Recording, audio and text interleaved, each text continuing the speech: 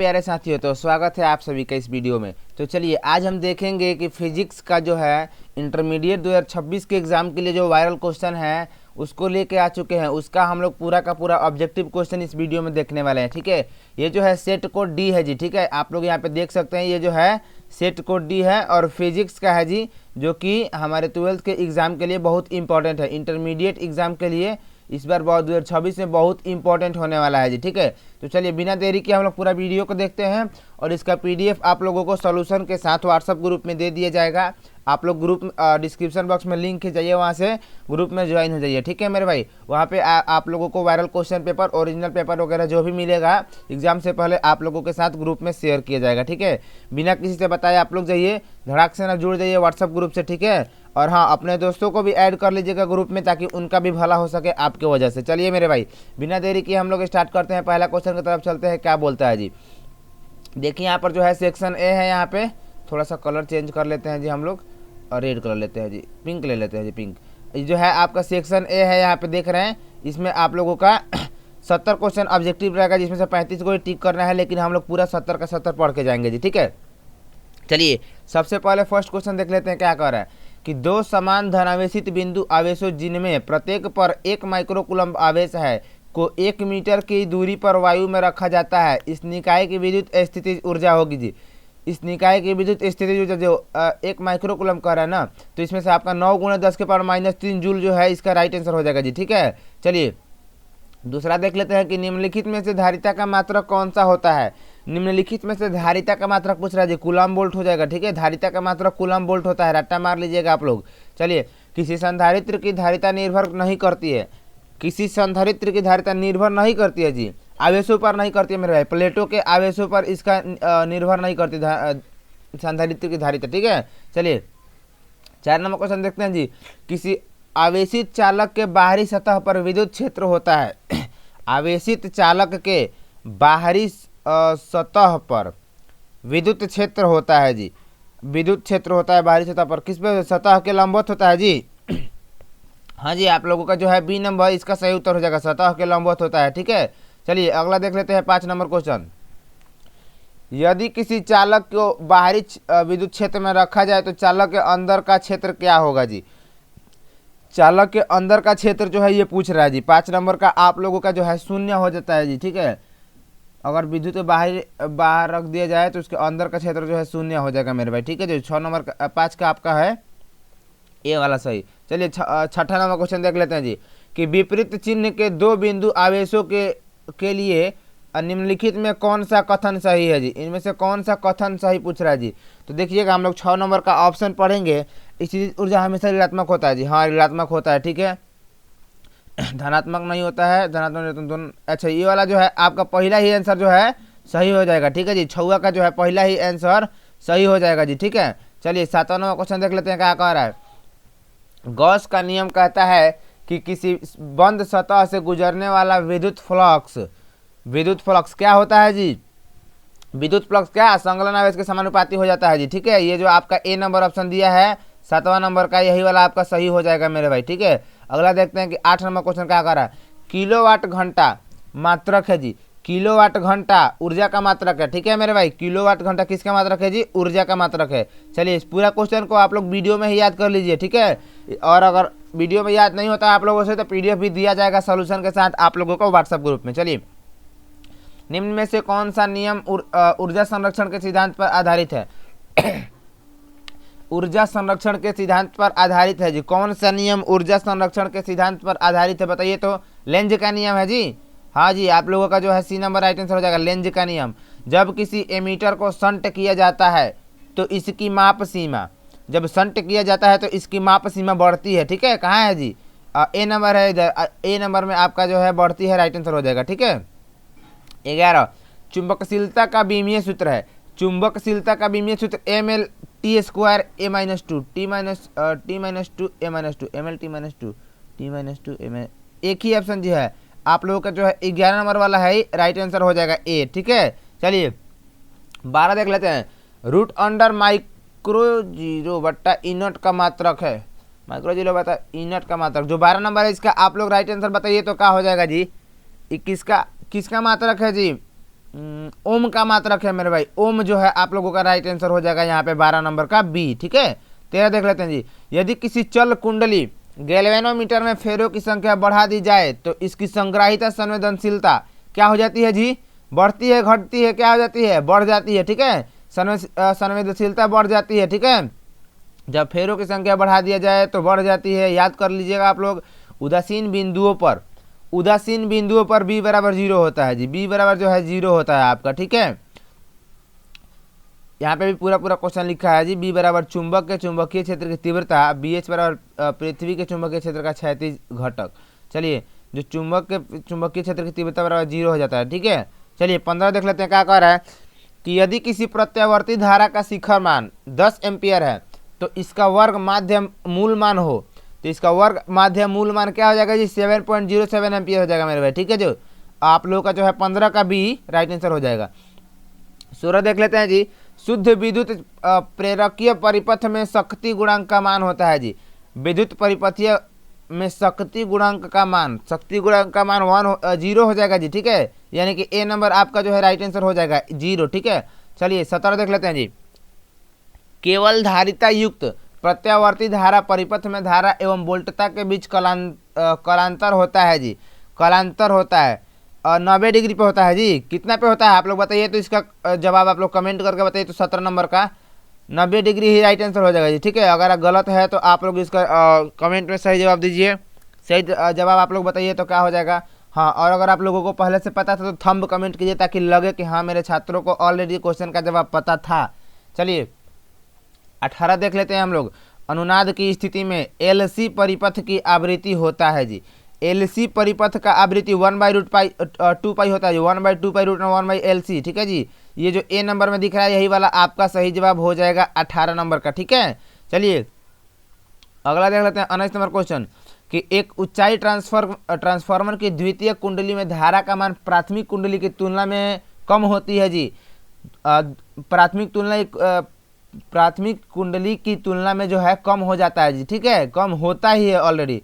चलिए 19 नंबर का है जो आपका बी नंबर सही जवाब हो जाएगा। 20 नंबर देख लेते हैं जी। उत्तल दर्पण से प्रतिबिंब सदैव बनता है जी। उत्तल दर्पण से प्रतिबिंब कहाँ बनता है जी? ध्रुव पर बनता है जी। ठीक है, फोकस के बीच, ध्रुव तथा फोकस के बीच जो है आप लोगों का राइट आंसर हो जाएगा जी। 20 का जो है सी नंबर। चलिए 21 देख लेते हैं जी।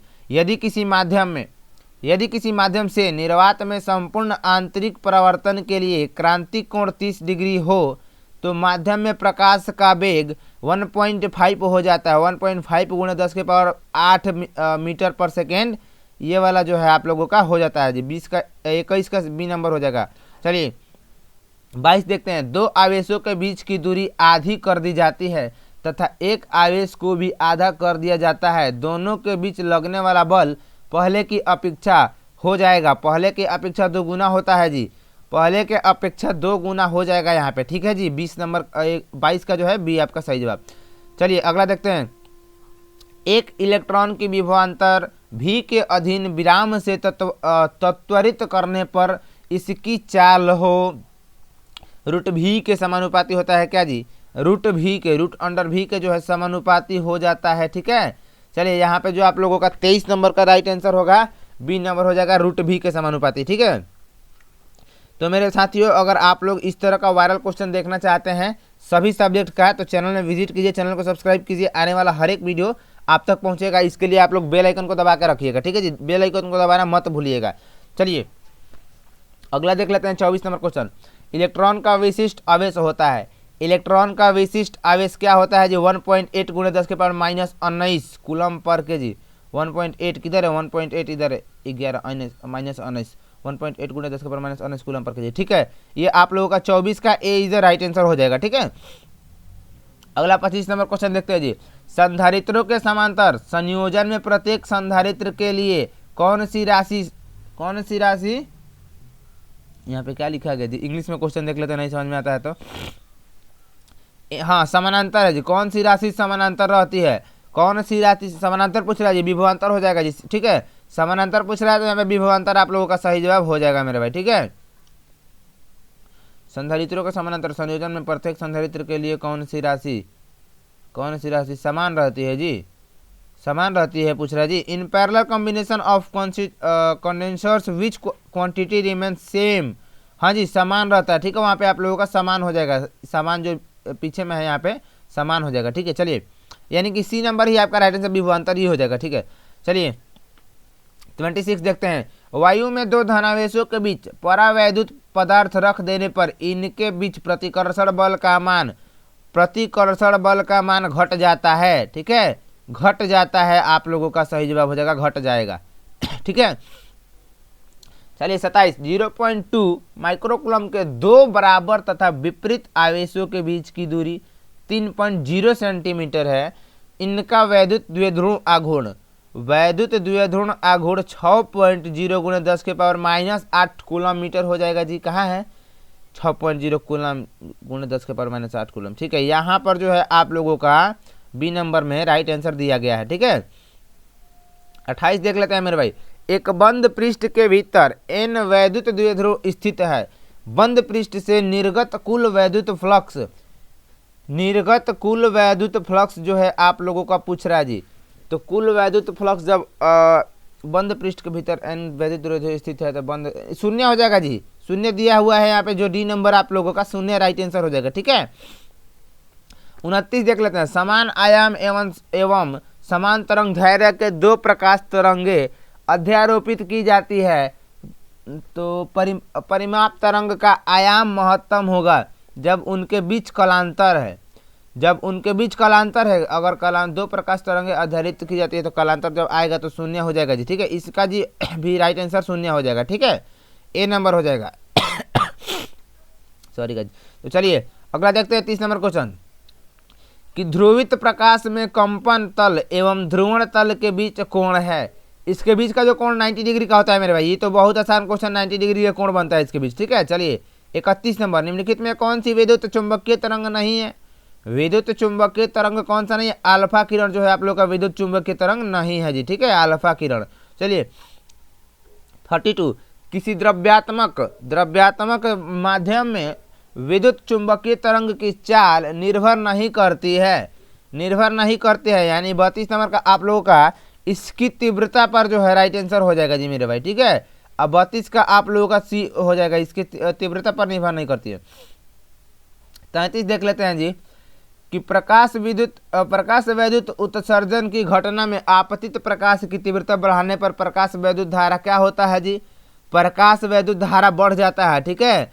जब घटना में आपतित प्रकाश की तीव्रता बढ़ाने पर इसका भी जो है वैद्युत धारा बढ़ जाता है मेरे भाई, ठीक है। चलिए 34 देख लेते हैं जी। किसी गतिमान कण से संबद्ध डी ब्रॉगली तरंग की तरंग धैर्य निर्भर नहीं करती है। निर्भर किस पर नहीं करती है जी, आवेश पर नहीं करती है मेरे भाई। जो ये संबंध ब्रागली तरंग की तरंग धैर्य आवेश पर निर्भर कभी नहीं करते, इसको आप लोग रट्टा मार लीजिएगा, बहुत बार क्वेश्चन पूछा है जी, इंपॉर्टेंट क्वेश्चन हो गया है ये वाला। अगला फोटोन के गतिज द्रव्यमान का सूत्र है। फोटोन के गतिज द्रव्यमान c² हो जाएगा जी, c²/v/hv। कहाँ है c²/hv, उल्टा यहाँ डी नंबर में जो है राइट आंसर दिया गया है c²/hv। 35 का आप लोगों का डी उत्तर सही हो जाएगा। 36 देख लेते हैं जी। यदि समान फोकस दूरी f के दो अभिसारी लेंस एक दूसरे के संपर्क में रखे हों तब क्या पूछ रहा है जी, यहाँ पे थोड़ा सा मिटक गया है, तब की फोकस दूरी होगी, अच्छा इंग्लिश पढ़ना पड़ेगा जी। If two converging lenses of equal focal length f are kept in contact then the focal length of the combination will be f/2 होता है क्या जी, f/2 होता है क्या। 36 नंबर का f/2 ही राइट आंसर जो है यहाँ पे आप लोगों का सी नंबर 36 का सी का राइट आंसर हो जाएगा। यहाँ पे भी देख लीजिए, यहाँ पे टिक लगाया गया है ऑलरेडी, ये क्वेश्चन पेपर में आप लोगों का सी नंबर टिक लगाया। चलिए 37 देख लेते हैं। एक उत्तल लेंस की क्षमता 2 डायोप्टर है, इसकी फोकस दूरी होगी।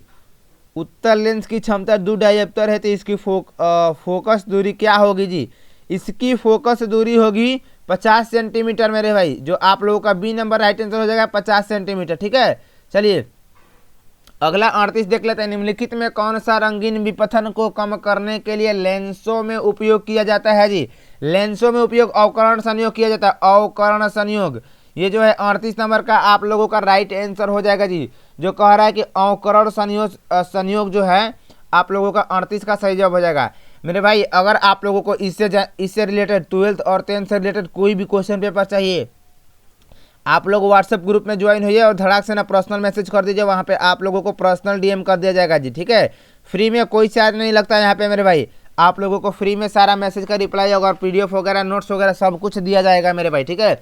बस डिस्क्रिप्शन बॉक्स में लिंक है, आप लोग व्हाट्सएप से जुड़ जाइए, आप लोगों को सब कुछ वहाँ मिल जाएगा। और हाँ, चैनल को सब्सक्राइब कीजिए, हर एक नया अपडेट आपको मिलते रहेगा यहीं पे इसी प्लेटफॉर्म पे यूट्यूब पे ही, ठीक है। चलिए अगला देखते हैं।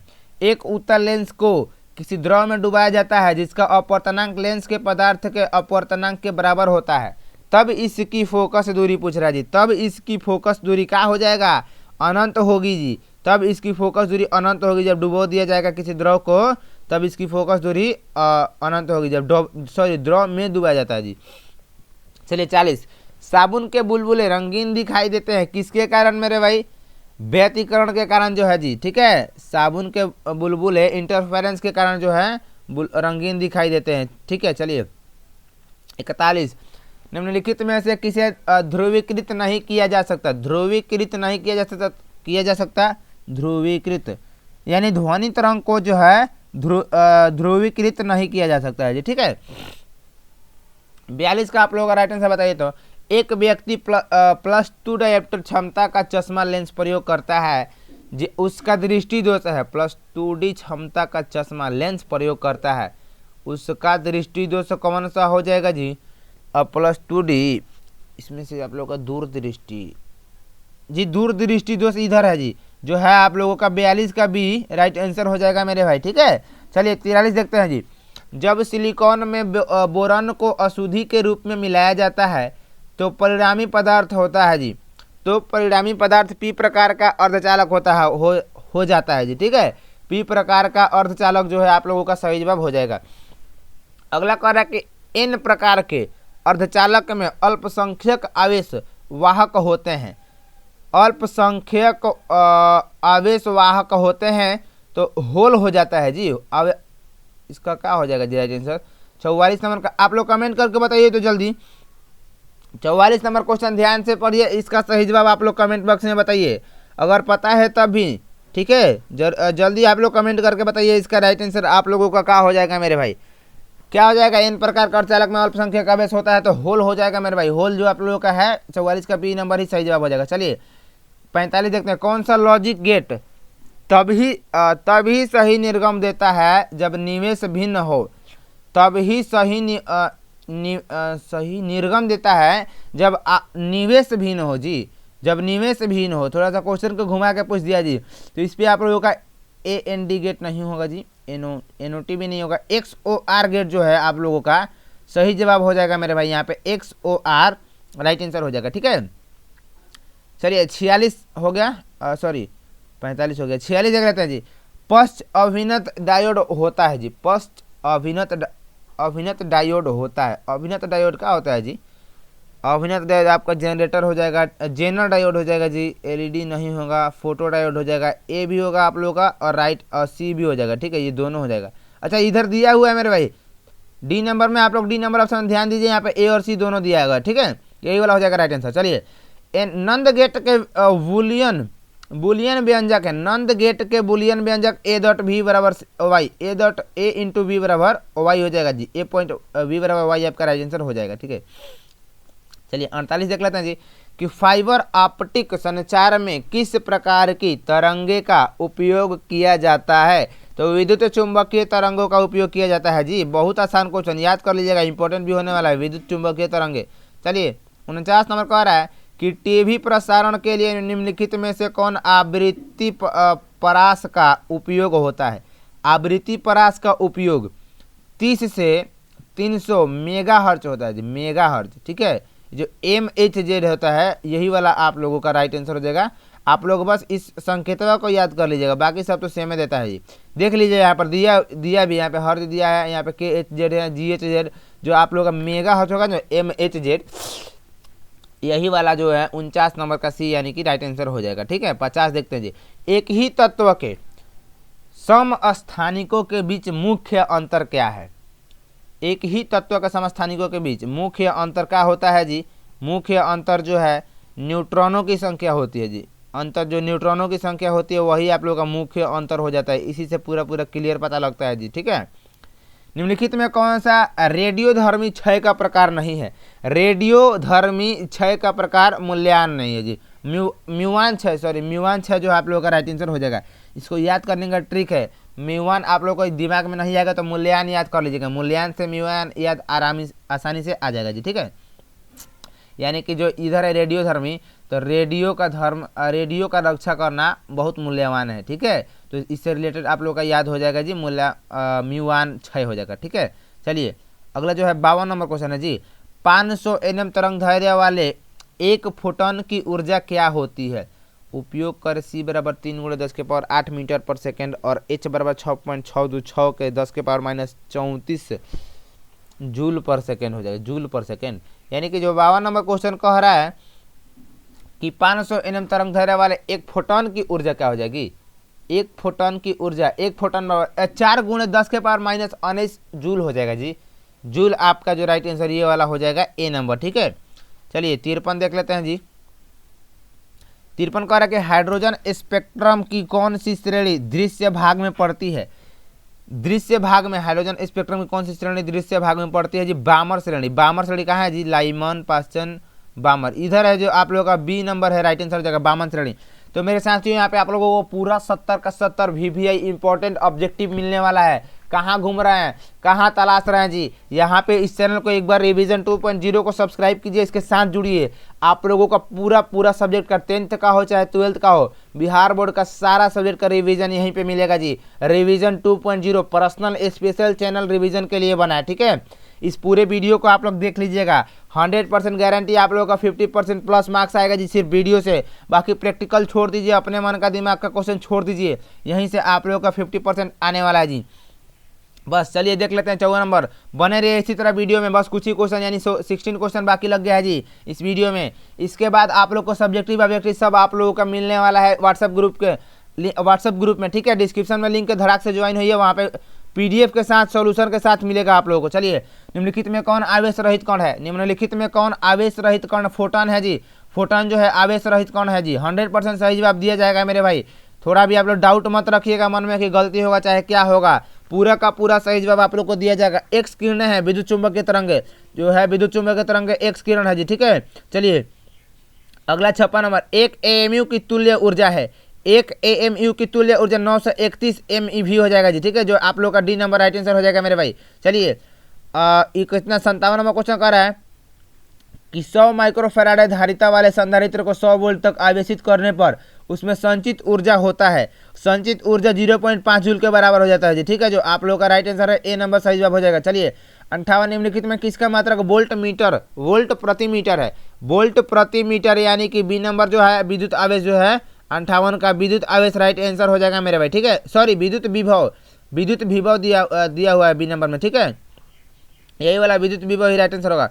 59 वैद्युत चालन में चालक से मुक्त इलेक्ट्रॉनों का अपवाह वेग v एवं चालक के सिरों के बीच लगे विभवांतर v के बीच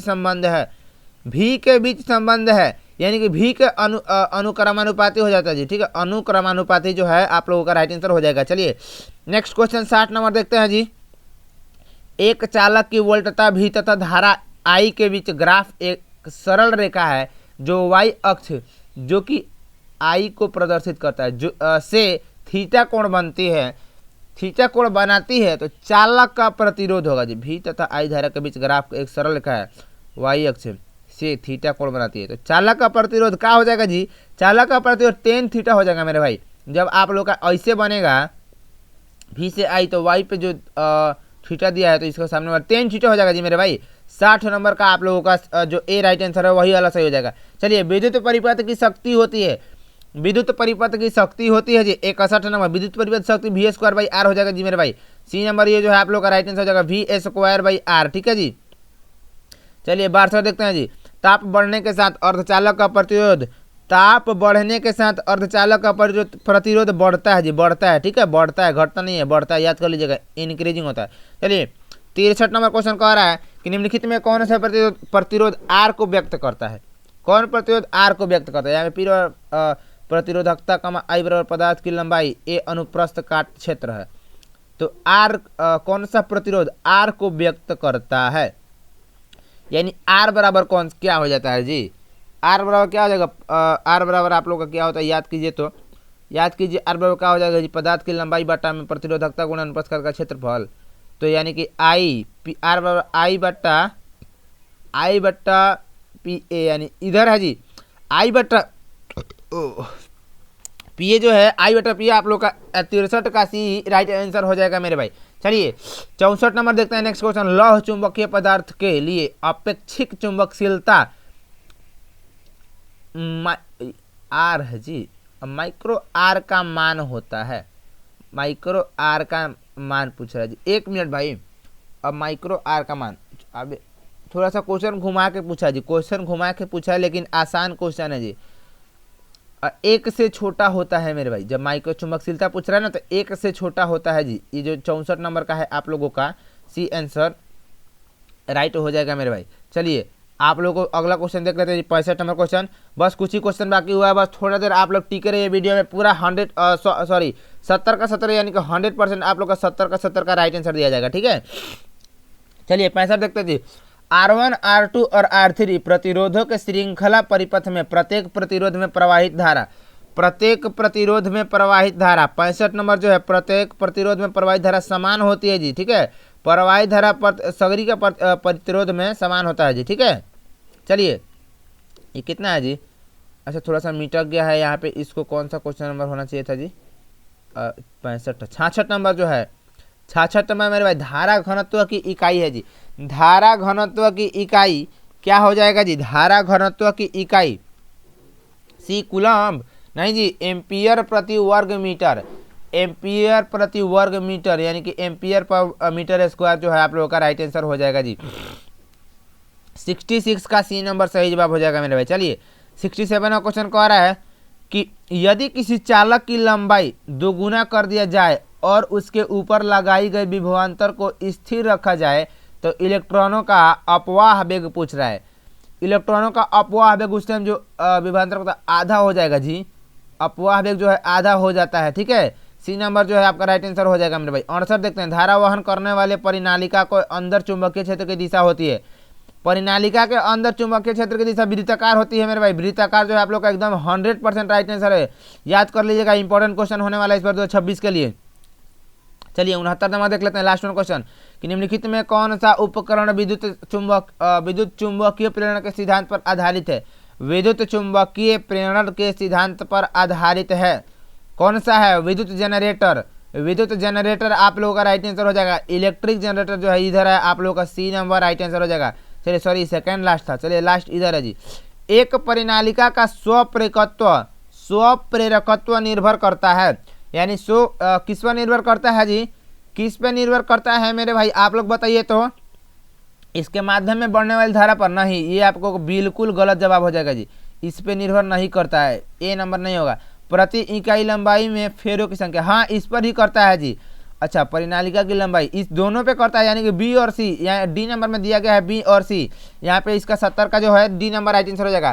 तो मेरे प्यारे साथियों आप लोगों का 100% 70 का 70 ऑब्जेक्टिव 100% सही जवाब के साथ यहाँ पे बताया गया। अगर आप लोगों को वीडियो में याद नहीं हुआ, इसका PDF चाहिए, डिस्क्रिप्शन बॉक्स में व्हाट्सअप ग्रुप का लिंक है, धड़ाक से ज्वाइन हो जाइए आप लोग, वहाँ पे इसका PDF सॉल्यूशन के साथ दे दिया जाएगा, ठीक है। और यहाँ पे सेक्शन बी में देख लीजिए, यहाँ पे सब्जेक्टिव दिया गया है, सब्जेक्टिव क्वेश्चन का भी PDF आप लोगों को दिया जाएगा व्हाट्सएप ग्रुप के डिस्क्रिप्शन में, व्हाट्सएप ग्रुप में दिया जाएगा जो कि डिस्क्रिप्शन में लिंक है, वहाँ पे ज्वाइन हो जाइए। और हाँ इस तरह के अगला आने वाला वीडियो सबसे पहले आप तक पहुँचे तो चैनल को सब्सक्राइब करके बेल आइकन दबाना मत भूलिएगा मेरे साथियों। चलिए मिलते हैं नेक्स्ट वीडियोज़ में, तब तक के लिए जय हिंद।